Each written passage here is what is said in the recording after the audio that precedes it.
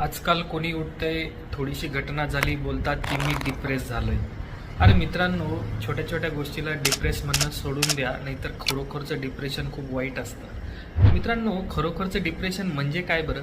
काय होत असतं की त्या डिप्रेशनमध्ये 3 ते 4 महिन्याच्या कालावधीमध्ये जर एखाद्याला वाटत असतं खूप दुःख आहे, मी काही करू शकत नाही, कॉन्फिडन्स वाटत नाही, अनेक अनेक विचार येतात, तर आपण त्याच्या डिप्रेशनमध्ये आहोत असं म्हणावं, ते पण सायकॅट्रिस्ट डॉक्टरला दाखवल्यानंतर.